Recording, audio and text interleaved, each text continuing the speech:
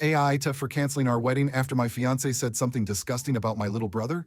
I didn't grow up imagining my wedding. That was never my thing. But when I proposed to Kay after 4 years together, I thought we were going to be one of those couples who just figured it out. No big drama, no second thoughts. She said yes, and for a while, it felt like everything was falling into place. Kay and I met at a barbecue hosted by a mutual friend. She was wearing this ridiculous hat that looked like it belonged at a horse race, and I teased her about it. We clicked pretty quickly. She wasn't like the women I usually dated. She was confident, blunt, and didn't seem to care what people thought. I liked that. I thought I'd found someone who could handle my job, my family, and my life. My family is complicated, though. I'll admit that up front. My mom had me young and my dad left when I was a kid. My little brother came along much later with a different dad who also bailed. So it's just been the three of us for a long time. Me, my mom, and my brother. I've always felt like it's my job to look out for them. My brother is 16 now. He's on the spectrum, and yeah, sometimes it's not easy. He has this thing where he gets super into specific topics, and he'll talk about them non-stop. Right now, it's space travel. Before that, it was vintage cameras. He'll go on for hours if you let him. Some people find it endearing. Others don't know what to do with it. Kay was in the second category. She wasn't rude, but she didn't engage much with him. She'd nod along or change the subject. I told myself she just needed time to adjust. I even gave her credit for trying when she bought him a book about astronomy for his birthday last year. But little things added up, like the way she'd always make excuses to leave the room when he started talking about his interests. Fast forward to the engagement. My mom was thrilled and my brother kept asking me if he'd get to wear a tux. I told him yes, of course, and he was over the moon. He started practicing his best man speech, even though we hadn't decided on that yet. Kay was the one who brought up the idea of a dinner party with her parents. She said it would be nice for our families to bond before the wedding. Her parents are well off, the country club type. Her mom organizes charity galas, and her dad collects expensive wines. My mom works at a local diner. We're not poor, but we're not anywhere near their level. The dinner was awkward from the start. Kay's parents live in this huge house with a dining room that feels more like a museum. My mom looked uncomfortable, and my brother was fidgeting with his tie. Kay's dad tried to make conversation asking my brother what he was into. That opened the floodgates. My brother launched into this whole thing about Mars rovers and space probes. He even pulled a folded-up diagram out of his pocket to explain the propulsion systems. Kay's dad was polite and asked a few questions, but I could tell he didn't know what to say. Kay's mom just sat there sipping her wine and exchanging looks with Kay. My mom tried to help by asking Kay's mom about her charity work, but the conversation kept stalling. After dinner, Kay's dad suggested we move to the living room for coffee. My brother followed him and started pointing out books on the shelves that were space-related. Kay's mom leaned over to me and whispered, "He certainly has a lot of energy, doesn't he?" I just nodded and ignored her. When we got in the car to leave, Kay was quiet at first. I thought maybe she was tired, but halfway home she said, "So what's the plan for your brother at the wedding?" I didn't understand the question. "What do you mean?" She sighed. "I mean, how are we going to handle him? You know how he gets when he's excited." I was confused. "He's not a problem to handle. He's my brother, he's part of the wedding." She rolled her eyes. "You know what I mean, I just don't want him, like, causing a scene or making it all about him."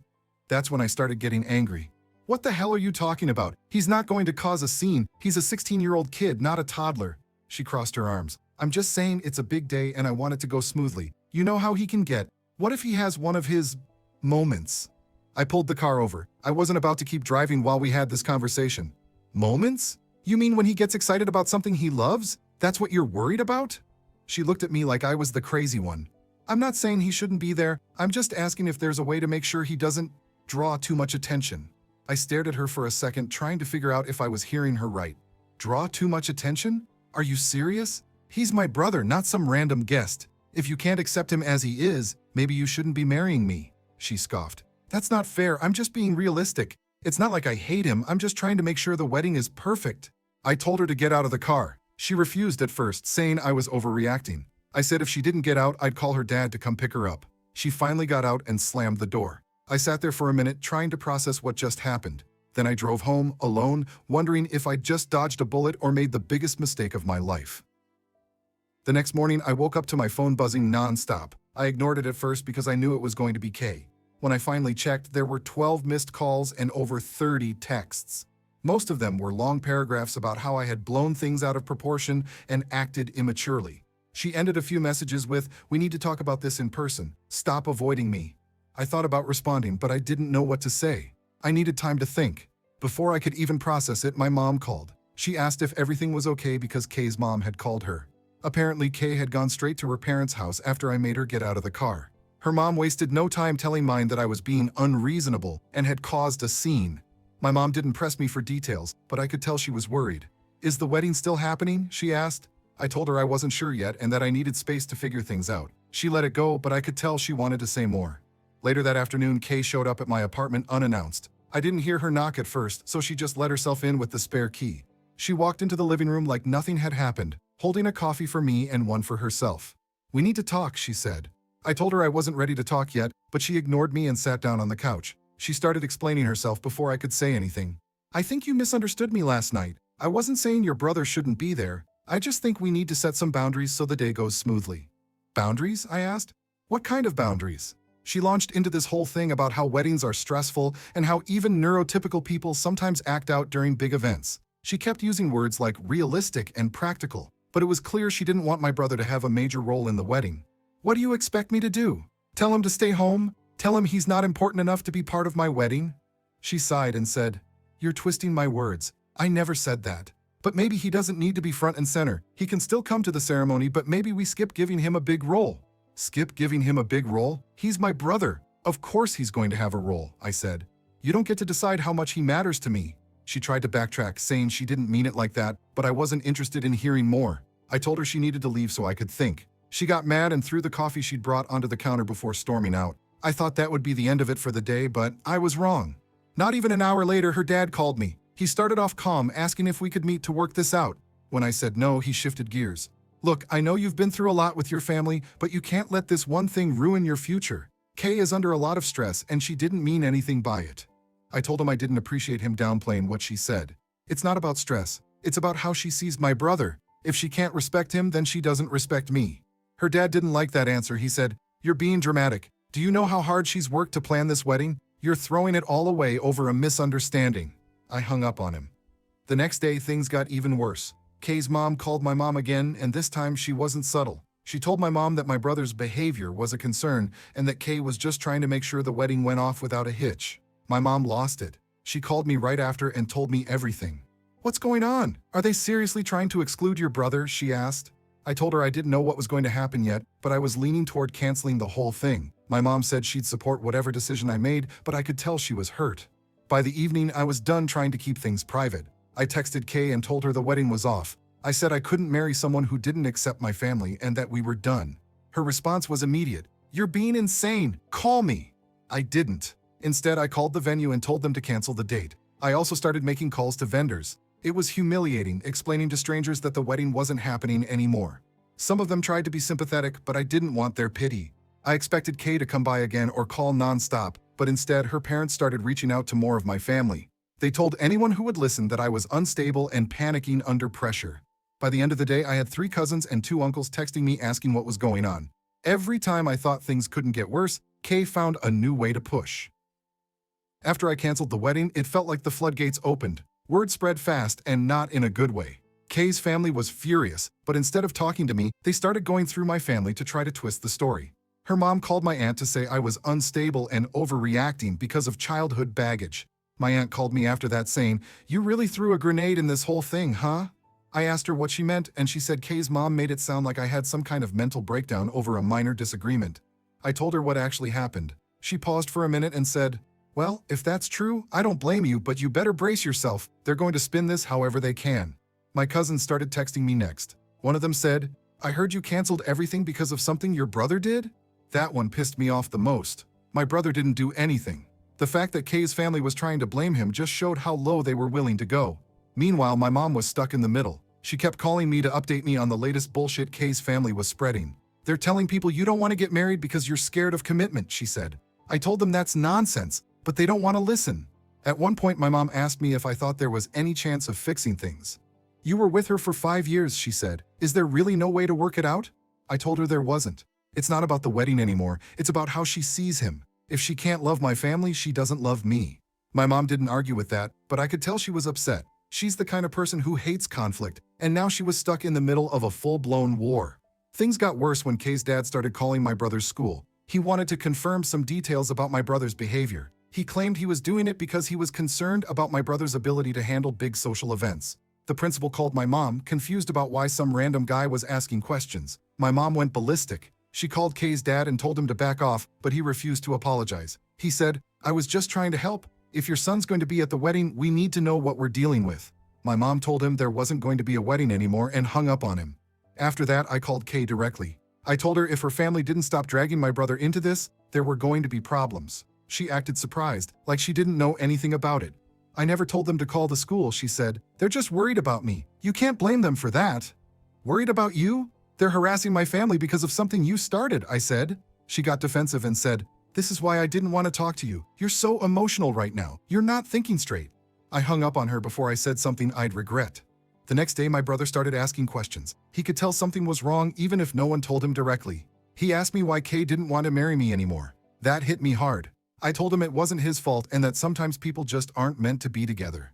He nodded, but I could tell he didn't believe me. To make matters worse, a few of my friends started taking Kay's side. One of them said, "I get where she's coming from, man. Weddings are stressful. Maybe she didn't mean it the way it sounded."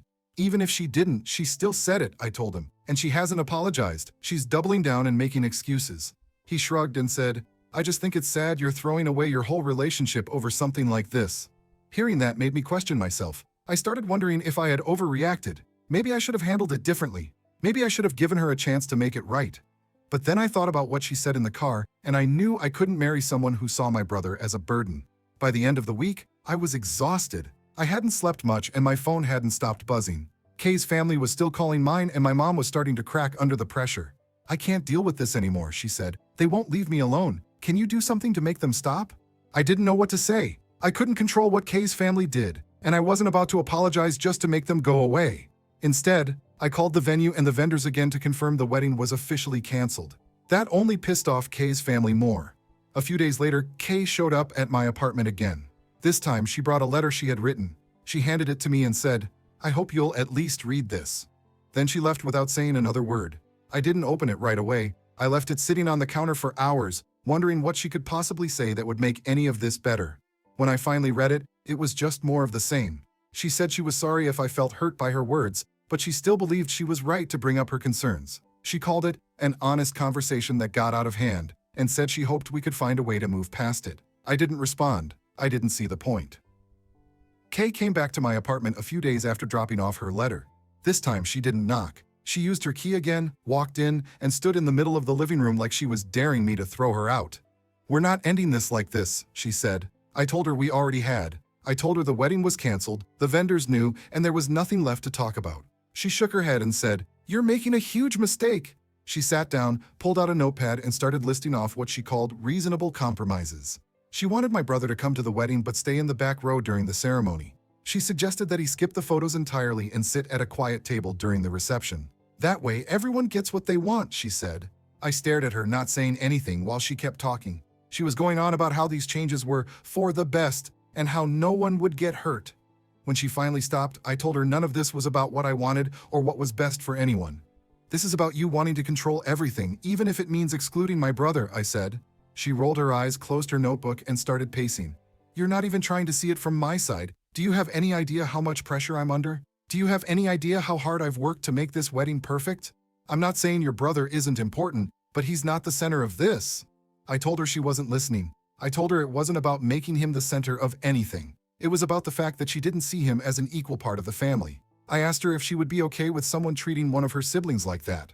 "That's different," she said. "How?" I asked. "Because my siblings know how to behave in public," she snapped. That was it. I told her to leave, and I told her I didn't want her using her key again. She stood there for a minute, then threw her notebook onto the couch and stormed out. A couple of hours later, her dad called. He didn't waste time with pleasantries. "Do you really think this is the right way to handle things? You're alienating everyone for no reason. You could have talked this out like an adult." I told him I had tried and Kay wasn't interested in talking. She wanted to control everything and act like she was doing me a favor. "She's stressed," he said. "Weddings are stressful. You're punishing her for being human." "Being stressed doesn't give her the right to treat my brother like a problem," I said. Her dad sighed and said, "You're being unreasonable. You're going to regret this later." I told him I'd take that risk and hung up. The next day, Kay showed up at my mom's house unannounced. My mom called me right after to tell me what happened. Kay had gone there to explain her side and try to get my mom on her team. She told my mom that she didn't want to exclude my brother, but that she had valid concerns about how he might handle the wedding. She even brought up examples of times he'd gotten overwhelmed at family events, like when he left the room during Christmas dinner last year because it was too noisy. My mom wasn't having it. She told Kay that she didn't care how valid her concerns were. My brother wasn't an outsider, and he wasn't going to be treated like one. My mom said if Kay couldn't handle that, she had no business marrying into our family. After Kay left, she called me and accused me of turning my mom against her. She said I'd poisoned everyone's opinion of her and that now she looked like the bad guy. I told her she didn't need my help to look like the bad guy. She was doing that just fine on her own. That night, my brother came into my room while I was packing up some of Kay's things to give back to her. He sat on the edge of the bed and watched me for a while before asking, "Does she not like me?" I told him it wasn't about him, but he shook his head. "She doesn't like me. That's why you're not getting married anymore, right?" I didn't know what to say. I didn't want to lie to him, but I didn't want him to feel responsible either. I told him he was the best little brother in the world, and if someone couldn't see that, they weren't worth our time. He didn't say anything after that. He just sat there and watched me finish packing. The next morning, Kay's mom called my mom again. This time, she wasn't even pretending to be polite. She accused my mom of raising a brat and said my brother's behavior had been embarrassing at the dinner party. My mom told her to go to hell and hung up. Later that day, Kay came back to my apartment one last time. She wasn't carrying coffee or a notebook this time. She just stood in the doorway and said, "Are you really going to throw this all away? 5 years just like that?" I told her it wasn't just 5 years. It was my family. It was my brother. It was everything she didn't respect and didn't understand. She said, "You're making the biggest mistake of your life. You're going to wake up one day and realize you threw away the best thing you ever had." I told her I'd take that chance. She left, and this time she didn't come back. After Kay left my apartment for the last time, it felt like everything fell apart in slow motion. The first thing I did was change the locks. I couldn't handle the thought of her letting herself back in whenever she felt like it. After that, I sat down to figure out how much money I'd lose from canceling the wedding. The venue was non-refundable. The catering deposit? Gone. The photographer? They said they'd keep the holding fee because they'd turned down other bookings for my date. I didn't even bother calling the florist. I just assumed that money was gone too. Altogether, I lost thousands of dollars. My mom offered to help cover some of it, but I told her no. I wasn't going to let her get dragged into this more than she already was. She'd been dealing with enough from Kay's family. My mom admitted they'd stopped calling her, but now they'd moved on to harassing my aunt. "They're saying you embarrassed Kay in front of everyone," my mom told me. "They keep bringing up the dinner party like it was some kind of turning point." I told her not to worry about it. Kay's family could say whatever they wanted. It didn't change the fact that I wasn't marrying someone who thought my brother was a problem. The worst part was trying to explain everything to my brother. He'd stopped asking questions, but I could tell he was still confused. He kept looking at me like he wanted me to say something that would make it all better. I didn't know how to do that. A few days after I changed the locks, Kay's dad showed up at my apartment unannounced. He didn't knock or anything. He just waited in the parking lot until I came outside to grab the mail. When I saw him, I almost turned around and went back inside, but I didn't want to look like I was hiding. He came right up to me and said, "You're making a huge mistake. You're throwing away your future over something that could have been solved with a conversation." I told him it wasn't something that could be solved. I told him his daughter made it clear how she felt about my brother, and I wasn't going to marry someone who didn't respect my family. He shook his head and said, "Do you really think anyone's going to be good enough for you if this is your standard? People aren't perfect, you know." I told him he was right. People aren't perfect. But I wasn't asking for perfect. I was asking for basic decency, and Kay didn't have it. He tried to argue, but I cut him off and told him to leave. "You've got nothing to say that's going to change my mind," I said. "Just go." After he left, I decided I needed to take a break from everything. I packed a bag and drove out to a small cabin my friend owns about an hour away. It's not fancy, just a little one-bedroom place by a lake, but it's quiet, and I needed quiet. While I was there, I started going through the photos on my phone. Most of them were of my brother, at birthday parties, at the park, at random family dinners. I kept thinking about what Kay said, about him causing a scene or drawing too much attention. I thought about all the times he'd gotten excited and started talking a mile a minute about something he loved. None of those moments ever felt like a scene to me. They felt like him being himself. That's when I knew I'd made the right decision. It didn't matter how much money I'd lost or how many people thought I was overreacting. I wasn't going to spend my life with someone who saw my brother as a burden. When I got back from the cabin, I started telling people the wedding was off. Most of my family already knew, but a few friends were still in the dark. One of them, a guy I've known since high school, called me after I texted him.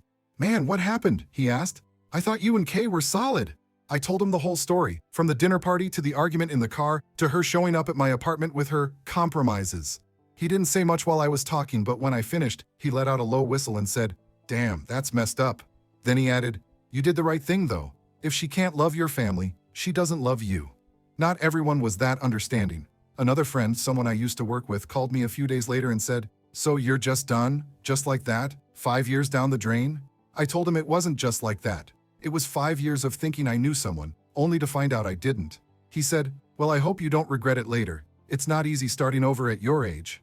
That stuck with me for a while. It wasn't that I thought he was right. I didn't regret ending things with Kay, but the idea of starting over felt heavy. I'd spent so much time building a life with her. Now I had to tear it all down and start from scratch. The hardest part has been explaining it to people who don't know the full story.